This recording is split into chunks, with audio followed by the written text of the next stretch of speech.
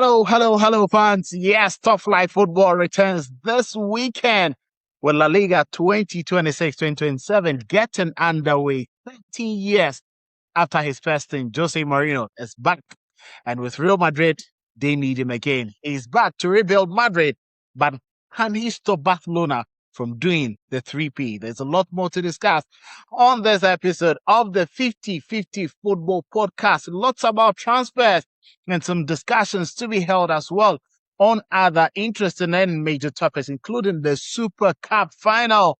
Yes, prediction that will be coming up. PSG and Aston Villa. Yes, something Aston Villa have fallen off, but we'll wait to see what will happen. Lots and lots happening across the world of football, but we know that this season, whatever unfolds, one thing is very much certain, that all the ingredients for a gripping season would be enjoyable as they will be present.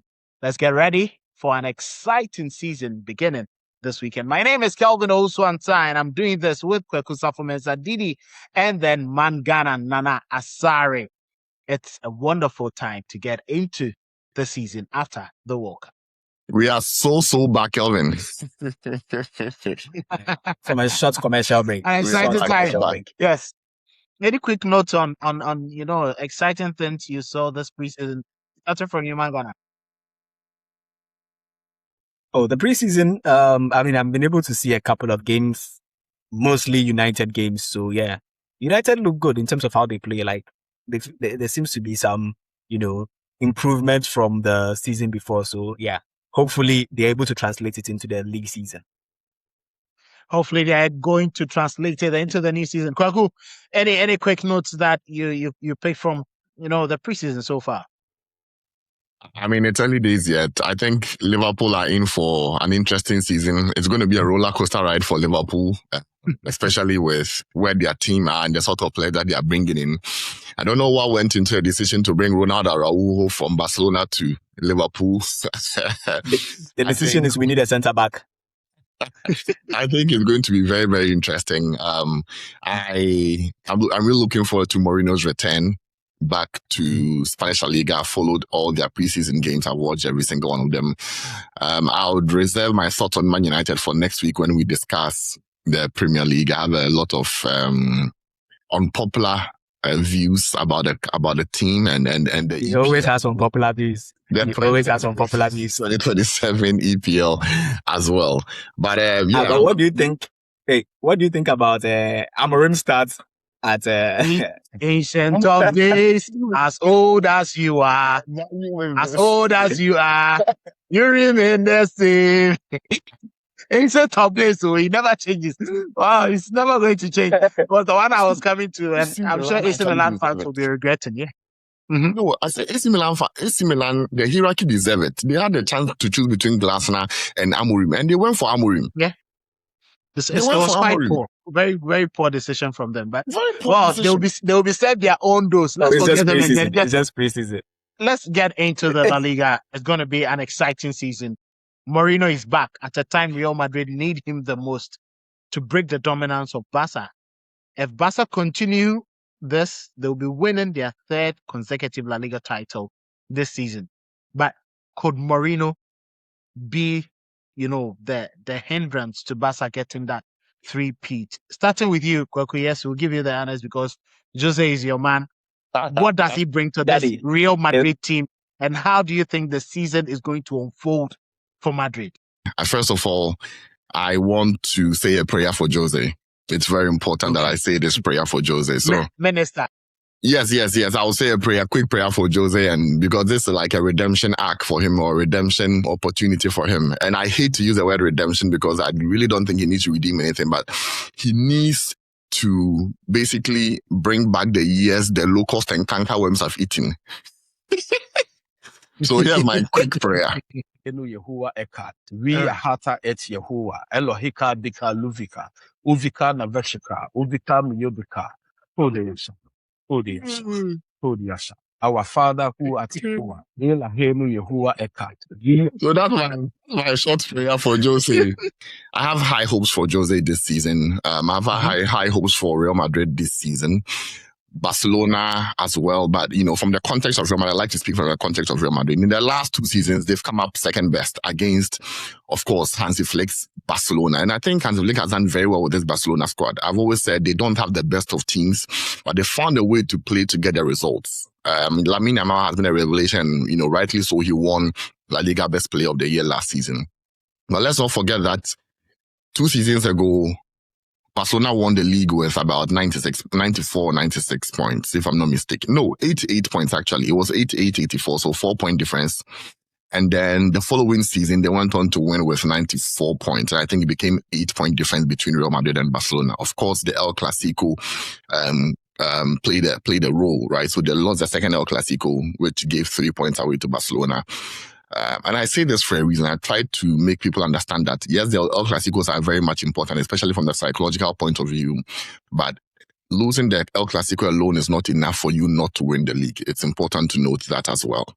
The last time Real Madrid made record with 100 points and 126 goals under José Mourinho. Remember, they lost their first El Clasico at home. They lost 3-1 at home, but they went away and then they won and they went on to win the league. Now, this season, Real Madrid have had issues in the past season. When they won the league, they had Modric and Kroos controlling affairs for them. And most importantly, they had Joselu. I've always maintained that Joselu was a very important player for them, especially looking at how they played without Benzema. They were playing with Rodrigo and Vinicius up top. And so whenever things got tough, especially playing against teams who played a low block, they needed someone to help them unload their defense. And to unload the defense, sometimes it's not just about a dribbler, but someone to be in the box, a fox in the box, right, to gain the attention of the defenders. And Joselu played that role very well. We remember how he came on and then changed the game for them against Bayern Munich in the knockout stages of the Champions League when they were on their way to winning the Champions League. So I think it's very important. Now, they have made a lot of very important signings. They went for and signed the best left back in the world, arguably. Not even arguable. I think Cucurella is outrightly the best left back in the world. And they signed him. And Cucurella's best strength is his defense. He's a very good defender. And we've gone on to talk a lot about how Vini should track back or whether or not he shouldn't track back. Vini should spend his energy where it's needed most. Up top, scoring goals, creating problems for defenses. And so with Cucurella at the back, and he said it himself, he said, listen, I'll do all the dirty work for you. Just score the goals. Cucurella himself said it. He's very excited and he's raring to go. Madrid have also signed Dumfries, who's a different profile to what Trent Alexander and others. Alexander-Arnold, his best fit is always, inverting as part of either the midfield or the defensive three and spraying his passes across. He's not the type of fullback to maraud up and down the wing. And that's why he got a lot of injuries last season. And under Alonso, he was being asked to do something that he isn't accustomed to and isn't his best fit. Madrid also have always needed a controller, especially after the loss of Toni Kroos and the loss of Luka Modric. Now they have Bernardo Silva. Bernardo Silva was a controller at Manchester City. He formed the midfield two with Rodri last season, and he's played in a variety of roles for Pep Guardiola. So he has that tactical astuteness about him. He's a very intelligent player. Let's not forget, at a point, he was deployed at the left back to play against Saka, and he nullified and neutralized Saka in that game against Man City. I'm saying that for a reason. I'm saying that to tell you that he's a very technically astute player, and he will be very, very, very important for Jose Mourinho's side. Now, thinking about the team Jose Mourinho is building, one would wonder, what type of team is he building? What is he going to be? And let's not forget, they've signed the most expensive player in Madrid's history in Yandiyomandi. And the good thing about this for Yandiyomandi himself is that there isn't a lot of spotlight on him. The spotlight is still on Mbappe and Vinicius. So he can quietly warm himself up and be a valuable addition onto the club, which is very important. So I'm very happy for him. I'm very happy for Yandiyomandi. I think we are going to see a Real Madrid side which is similar to what we saw in 2012 under Mourinho. They're going to be very devastating in the counter-attack, and they would also be able to find a way to break down low block or very tight defenses. Why? Because they signed Carlos Espi. Remember, Mourinho allowed Gonzalo to leave and went to Levante and signed Carlos Espi. He's a 6'4" striker who spends his time in the box, scored 13 goals in the La Liga last season, and he will be a valuable addition to the club. Very, very valuable addition to the club. So in terms of thinking of where Madrid would be, I think they would definitely make more than the 84 points, or was it 88 or 84 points, you remind me, that they made last season. Most importantly, what's going to happen is that the winner of La Liga would have 95 points and above. If you're not willing to go beyond 95 points, or if you're not consistent enough, and consistency is key, and it's one of the reasons why Madrid have not won the league in the last 2 seasons. They just haven't been consistent. They've started well. At a point, they were 7 points ahead of Barça, but they just weren't consistent to see it through. Barça finished better in both seasons. Madrid has to be consistent, and consistency is the only way to get those 95 plus points to win the league. And what are the chances of Barca looking like this season from what you've seen, even with the inclusion of Anthony Gordon as well? I think Barca will look slightly different this season. They might want to play like they played last season, but I don't think they have the personnel to play that way this season. Now, with the possible addition of Rodri, it's one of those transfers that I think it has more to do with stopping Madrid becoming a bit better than they actually needing Rodri. Yes, Rodri would improve their midfield. It would be a senior figure in that midfield to help the young ones like Pedri and Gavi still coming through. But they already have that profile of player in their ranks. So it doesn't really change much apart from he being a senior figure and him adding his experience to that. But they also lost Lewandowski, and then they lost Rashford, who they had last season, who could play as a 9 as well as up the left wing. Now, losing those 2 players, now you don't have an actual focal point as a striker, and you bring in Anthony Gordon and then Adeyemi, who are all wingers. So in terms of how they are going to score goals, I think there is going to be some difficulty there in how they are going to finish their chances, because they seem to have a whole lot of people around to create for them, but there's no focal point to put the chances away. Also, is Lamine Yamal, because of Gordon and Adeyemi coming in, is Lamine Yamal going to still be playing off the wing? Or if you're not getting a striker, are you going to play him as a striker? Or is he going to be a false 9, whatever it is? Like, I just can't seem to see what they are looking to do in terms of the signings that they've made, when they could have easily paid for Rashford, knowing that Lewandowski was leaving. They could have paid for Rashford and put him in the focal point of attack. At least they would have someone who can play the striking position for them. So I am wondering what Hansi Flick is thinking in terms of how he's going to set up and also going to counter this Real Madrid team. Because we all know in the La Liga, it is basically Real Madrid and Barcelona, and if Atletico decides to show up. And as at now, Madrid look like they are the ones that have gone out to build a squad that is going to be ready for the start of the season. And Barcelona are still feel like they're still 2 or 3 signings away from being the team that you would feel is fully stacked in all the areas they need to be.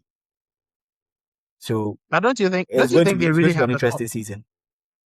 Well, I'll come back to you again on the part of Real Madrid, but Nekwe could get his take on the Barca team as well. I think let's put things in context, right? I think it's important. This Barca team is no longer being built around Lamine Yamal. I think it's a Lamine Yamal team. He owns the team. That's why a lot of proportion of the attacks are built on the right channel. It's very important to know that. In the past seasons, they've had Rafinha and Lewandowski really stepping up and scoring a lot of goals for them. So remember 2 seasons ago, Lewandowski scored 27 goals. Rafinha scored, a bunch of goals the season before as well. And he was voted their best player. Last season, Lamine Yamal was the La Liga best player. He scored 16 goals. Let's not forget he scored the same number of goals as Vini Jr. But Vini Jr. was being touted as, someone who had a poor season. So it's important to put that into perspective. Did they really need Rodri? I don't think so. I'm trying to buttress Mangana's point. I think if they had really, like, they had to prioritize. And for a team that is cash strapped, a team that doesn't have enough liquid on them, they can't even attract enough lines of credit from banks to even have the financial wherewithal to go into the market and really attack it. I'm shocked, really, at how they've spent their money. Karim Adeyemi, Anthony Gordon as well. Whereas I really believe that they had to spend money in defense and they had to spend money also in attack. As a team, they've played together long enough now to know each other. So that cohesion and team chemistry is already built. The team ethos is already instituted. The culture of the team is already there. We can close our eyes and know exactly how they're going to play. Madrid are still yet to find an identity, especially with a new manager. So that edge is there over Real Madrid. That edge over Real Madrid is already there. My worry for them this season is that with the departure of Robert Lewandowski, right, with the increasing unlikelihood of Julian Alvarez joining, what really is going to be their plan for the attack? Because it looks as though they've put everything on the line for Julian Alvarez. Atletico Madrid are playing hardball. What would the plan be? Where would they get the money to even pay? Now they have to pay over 150 million euros. That's the threshold now, because Madrid bid 150 million euros for the player and they were outrightly rejected. What is going to be the plan now, right? So do they have an alternate solution for that? I don't know, because it seems as though it's the be all end all for them, right? And for Rodri, I think, Rodri comes in. Do I think that he's going to elevate them to a next level? Personally, I struggle to see. Maybe in the Champions League, where they've struggled in the last 2 seasons. I think that's where you give them give them a chance to rotate their team. I mean, for rotating the team, they've figured out a way to do that. Let's welcome Selassie. He's already shot himself into the free without introduction. Yeah, Selassie. Yes, thanks for joining in. 2 seasons, they found a way to win the league without necessarily needing Rodri. For me, the real value of Rodri is in the UEFA Champions League and not in the league itself. Because if you're able to win the league with 94 points or so, Rodri isn't really your solution for the league. Your Rodri might be a solution for the Champions League and not for the league itself. So again, for me, I think, they should really channel their efforts in a striker. They need to. Julian Alvarez really elevates the team and keeps them competitive, especially in this season's La Liga, knowing very well that Real Madrid will be stronger. Real Madrid definitely will be stronger. They have a better depth now, especially when injuries arise. Mangana, your bets on Real Madrid. So I think Yandiyomandi is going into a team, especially with a manager who gives his players and players that he has given the green light to be signed, the ability and the opportunity to play. And like most of his players that who have played under him have all said, he will make you feel like you are the most important player on the pitch. And I think Yandiyomandi is that kind of player who would need his manager to let him know that he's as good as he thinks he is, and he will be able to produce. And he's coming to a team that's also stacked with players who can produce. So there's not going to be a lot of pressure on him to deliver or to be the man to score the goals for Real Madrid. And they've been stacked in defense. They bought players in attack. And aside the midfield, where I think that the Rodri signing, if they had got it, would have made them better. They are covered in all positions. So I think Yandiyomandi is coming into a settled team. Mourinho is the manager for any player who is, on the cusp of becoming great. And he knows how to make those players great. He did it with Chelsea. He did it with Inter Milan, and even in Madrid in his first go around. So even Yandiyomandi is Porto. Yeah, and Porto as well. And Yandiyomandi is in the perfect situation. He just has to put his head down, do the work that is necessary, and then when his opportunities come, he takes them. And for the Real Madrid team, I was saying for the Real Madrid team in general. One moment. For the Real Madrid team in general. Yeah, I'm here. I think they can't. Yeah, they haven't shot themselves in the foot. They've stacked themselves as well as they can. Yeah, they just need They just need Mourinho to be able to put the tools that he has together as quickly as possible so that they don't have a slow start to the league. Because like I said, for the La Liga, it's between Real Madrid, Barcelona, and if Atletico decides to show up. So we all know that the teams that you are expected to win against, you should win against them. And Mourinho is that coach who doesn't let teams that he should beat get away from him. So if they get a good start to the season, I think that the El Clasico will then be something that they can work on to determine what do you call it, a one-off game. Mourinho, I'm never going to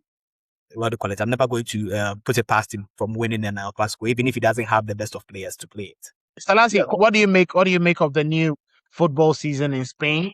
I think Real Madrid, in the past 2 seasons, even under the first few months of Xabi Alonso and before that, they have been the ones to shoot themselves in the foot. Because if you look at the Real Madrid team in those times, they had enough to compete and beat Barcelona. It's always an internal combustion, internal issues with egos, coach not being able to manage the egos, and then it balls over and Barcelona take advantage of it. That has always been the problem at Real Madrid. And I think it's part of the reason why they brought someone like José Mourinho in. He's known to be able to work with such characters, has a way of handling them and directing their energies towards what he wants to achieve for a particular season. But I think that for Real Madrid fans, they should be happy with the transfer window so far.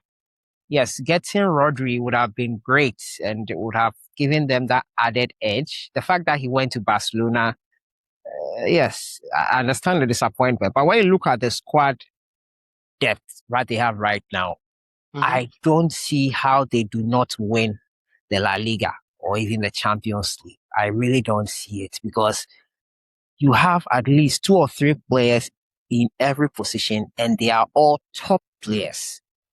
So Real Madrid fans, calm down. Yes, you wanted Rodri. Yes, he would have given you that edge, but you have enough in terms of quality to win titles this season and to win the La Liga, take the La Liga back. It's always an issue internally, not the fact that Barca are any better or extraordinary than Real Madrid. It always has to do with something happening within the camp. Players not agreeing with how the manager delivers his tactics or how he does his stuff. Then they will now boil over and the press will leak information or they leak it to the press. And then it becomes a battle between the manager and the players. And the back always ends with the manager. So at the end of the day, it's easier to sack one manager than 11 or 12 or 13 players. So it is always that issue that has hindered Real Madrid, especially in the La Liga. Heading into the new season, I expect someone like Mourinho coming in. I think I watched the preseason game over the weekend, not all of it, but bits of it. And his comments after, he was not happy with Bernardo, Silva and his outputs. It's preseason, so it's better if right now we get all those things out there and he criticizes them. Maybe he's trying to see how they can handle him when he's hot and he boils away and gives it as it is. We know Mourinho. There's always an angle being worked when he does something. So I think that Real Madrid fans should be happy that Mourinho is back. Everyone has their preferences. I think Jose is the one that can win them the title. He can set them up for the future as well, because the lack of discipline is what has hindered the ability to win titles in the past 2 seasons. If Mourinho can galvanize this team to concentrate their energies towards that collective goal of beating Barcelona, the sky will just be the starting point. For Barcelona, I think that they have put their eggs in the Rodri basket a bit too much, in my opinion. Rodri is a good player, but Rodri is not a goal scorer. Rodri is not going to get you the 15, 20 goals or 30 goals you need in a season to compete. He's an engine, that's for sure. But an engine alone in that game helps you go, but they're not so far. You need someone who can get into the end of those progressive passes, someone who can connect or give the link between attack and defense, and they need a goal scorer. I'm hearing Ferran Torres is leaving. Lewandowski has already left. I'm struggling to see the out-and-out striker they have in the team. So you can put all your eggs in that Rodri basket. And we saw it from the initial bid they gave. They have expensive taste, but don't want to spend. But they, I think they can't afford to spend. Yes, they can't. They are broke. The initial bid sought to show us their level because now they have to sell off players because that's what we're doing. Let's be honest. They were selling off players, create money for them to make that sale for Rodri. And I think it's now 80 million euros plus add-ons or something. So yes, they need money. Because now that's the thing. Striker. So now exactly ties between to me they need a defender. Yeah. Personally, I said they put all their eggs in that Rodri basket too much. They've invested a lot. If any team can do financial magic, it is Barcelona. They've been broke for how many seasons, but they always end up buying something, and no one knows how they do it. That's the power of a brand. Getting a lot of free transfers. Let's forget. Mm-hmm. A lot of them were on free transfers. Now this is a situation where they they will do something. I believe that even this Gordon sale, I think that it's amortized over a period, and the only reason why Newcastle allowed that to happen is because they also need to balance their books for financial fair play reasons. Yeah, right? So they all clubs do that. The way to balance their books. So I think that's why they allowed him to leave for 80 million pounds, which I believe it's actually 80 million euros or pounds. I'm not so sure, which is actually euros, right? Which I believe is amortized over a period, and Barcelona don't even have to even pay much now. That is what all professional clubs do. You don't pay for all transfers. It is amortized. But what happens is they report the agreement and the magnitude in the Western world. It's about the magnitude of the payments. Exactly. Let's say if I am paying, would they be able to, let's say, pay 10 million pounds per month and then finish up in like 6-7 months, or they will pay 5 million and then it will be over 2 years, So that is what actually distinguishes, some deals. But I think I like it from this angle. But if Barca managed to get Rodri, Selassie, just this question. If Barca managed to get Rodri, could they be indomitable? There could be, but without a striker, they'll still struggle. Because even Rodri at Man City, they needed an Aguero. They needed Haaland. Haaland's goal output was so important to that Manchester City being successful after Aguero left. But you can also make the case for Barca that they have goals which will come from Rafinha, will come from Lamine Yamal. Now they have Anthony Gordon too. So come on. Anthony Gordon is not your Anthony Gordon is not going to get you 15, 20. We're talking about Rafinha not being a playing Gordon as a false guy or what? But we're talking about Rafinha not being a potent scorer when he was moving to Barca. Rafinha when he was moving to Barca, he was a scorer. Now. We wouldn't say he was the most potent, but he was still a striker. But Anthony Gordon is not known for his goal scoring. But the magnitude of the number of goals and the impact that Rafinha had, don't you think Gordon could equally have? Anthony Gordon is not Rafinha. Marcus Rashford in his struggles in England gets to Barca and he becomes one of the most fearful. Yeah, but Rashford actually also strikes. That's the thing. Anthony Gordon, that's not how he plays. Selassie, Madrid, Barca, who wins the league? It's tough. Right now, currently, be bold. Real Madrid. Okay, Real Madrid. Mangana, who wins the league? I think Real Madrid. Without a striker, I don't see how Barcelona are going to score enough goals. Okay. Kwaku, do you agree? Yes, I've said a prayer for José Mourinho. Those you have to go back. However, I think Barca have the edge. They still have the edge. I think they've played together as a team. The cohesion, the chemistry, the team ethos, everything is well established. Real Madrid are still trying to find the identity under Jose. However, I think Real Madrid have the highest ceiling. I can't stick my neck out to say Madrid would win, but what I can say for sure that the winner of this year's La Liga would definitely have more than 95 points. they would have 95 points. Mourinho will bring that fierce competition between the teams. He will revive it back. It wouldn't be a steamroll for Barcelona anymore. I believe that Barcelona have the edge and Madrid have to catch up and actually do better. And that's what I think. That's why I think that the team to win this season would win with 95 points. There's Villarreal, there's Atletico Madrid, there's Real Betis. But as Atletico Which and one dark of horse, these sides like, do you think will become a third Atletico force has this season? been I give you 2 For minutes. me, I think the most exciting out of the bunch would obviously be Real Betis. You know, I think Anthony would have another exciting season. Let's not forget, he's there with Isco, with Giovanni Lo Celso. So they have an exciting team. And of course, they have a manager who likes to play that attractive brand of football. The former civil engineer, the Chilean international, Manuel Pellegrini, who really likes to play that type of football. However, I don't think they will challenge because of how they want to play. They like to stick to principle than to actually focus on results. And so I don't think they would challenge, but they would be exciting to watch. Villarreal, however, last season they finished third ahead of Atletico Madrid. Let's not forget. They finished with 72 points and they scored equal number of goals, 72 goals. Unfortunately, Thomas Partey is not going to be with them, which really hurts me. I really hope that it's a club. I like him a lot. I like him a whole lot. And I really, really hope that he finds a club.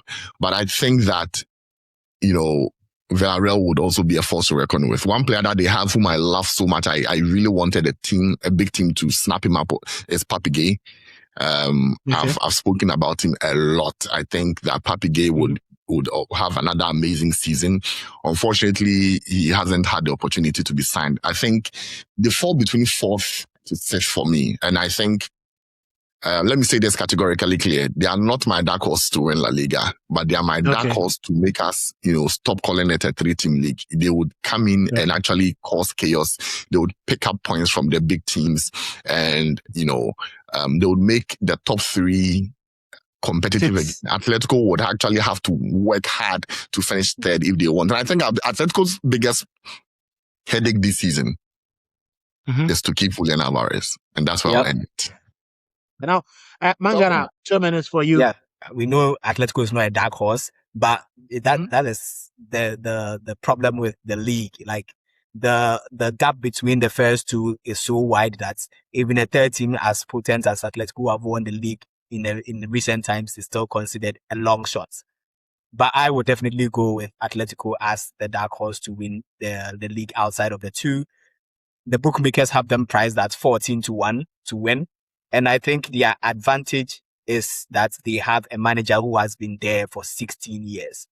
If Atletico is going to go all the way when Madrid, or if Madrid and Barcelona falter, it will be because of how long Simeone has been there and how well he's coached his teams over the 16 years he's been with Atletico. To put Villarreal in that dark horses conversation is unfair to them and their history. They've been very consistent in getting the Champions League football and in winning the league and going very far in the Champions League as well. So they are not dark horses. They are yearly competitors. They always fall short at the business end. And they've won, I think, titles in 2013, 14, and 2021 when Suarez was there. So I wouldn't call them dark horses, but they've not been consistently in the top 2. La Liga is predominantly a top 2 competition where Real Madrid or Barcelona wins it. But looking at the others, Betis and I think Villarreal out as a team that can cause problems if they're able to overcome their issues that affected, because they started brilliantly last time and it just waned getting to the business end of the season. If they can maintain that level, which very few teams can, because maybe of the financial muscle, the number of games, the quality of players, and fatigue that sets in, obviously, in a 9-month competition, I think that they are the ones to look at. They could pull out a shock, and pull out a shock doesn't mean they'll win the league or compete for it, but it could be a 3rd or 4th place finish for them in this league here in the next season. For Betis, I'm hoping maybe a top 10 finish for them. Now, let's shift our attention from the La Liga and get into, before we get into the community show, there's the small subject of the UEFA Super Cup. Obviously, PSG there, Aston Villa. Quick thoughts and prediction of that final coming up with the Somalian referee Atan to be in the heart of the game on that is Wednesday night in Zurich. I mean, Kelvin, before Salasi and Mangana discuss the game itself, because I'm going to set that one out. Don't you think that this referee, this whole Somali referee gig, don't you think it's a way for UEFA to also pander to Africans and get the African vote as they try to? Everyone is working an angle. It was obviously clear, just that it's going to be difficult for them. I think that is difficult for any person to get a vote from Africa. But they just wanted to get at FIFA and the United States. I think for the Somali referee, it was more at getting at the US for denying him entry. He was awarded the Super Cup way before. No, but after the incident happened. These plans don't happen overnight too. Exactly. They don't happen overnight. But I think they are orchestrated way before. But the fundamental basis was for this one, they saw an opportunity and they grabbed it. That's what I'm saying. That is true. Because let's not forget that before the World Cup started, the UEFA had already registered their displeasure with Gianni Infantino and everything that he had been doing. Yeah. They've always tried to find a way to get him out. Exactly. Right? Yeah. They have started pulling out getting close to It's interesting, but anyway, I know Mangana and Salasi have more to say about it. Quick thoughts on PSG and then that is Aston Villa. I mean, Aston Villa, for the PSG Aston Villa game, I don't see anything beyond the PSG win. Mostly because Aston Villa has also lost some of their best players. A lot. Yes, they lost Morgan Rogers, they lost Yuri Tillemans. Who else have they lost? They've lost, even in defense, they've lost Clement Lenglet, who used to play for them. Yeah.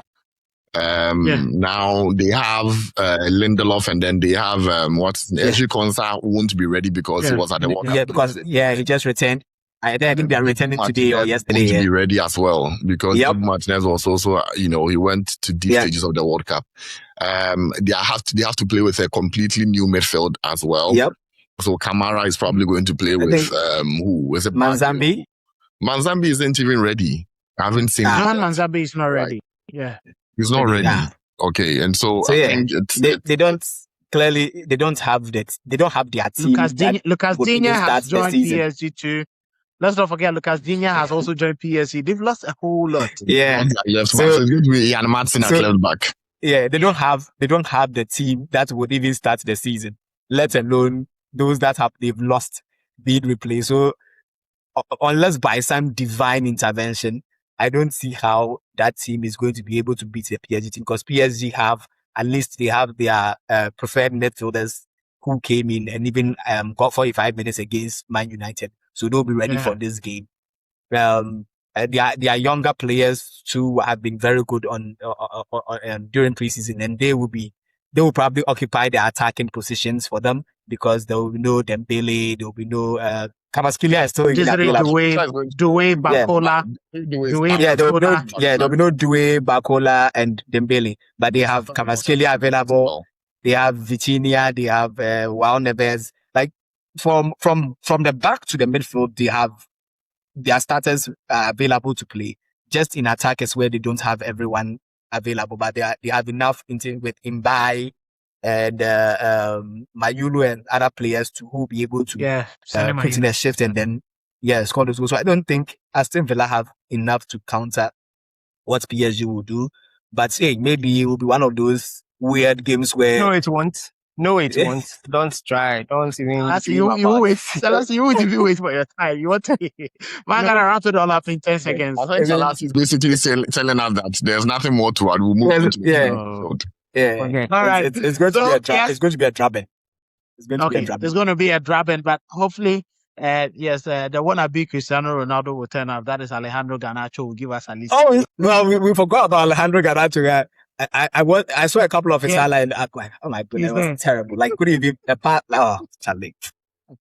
Well, that is it there. That is the subject in there. So it's a big one. Maybe Unai Emery says he's feeling very optimistic. Hopefully, tomorrow gives him a proper reality check on how, So his team if can fare Arsenal had in the won, Premier League.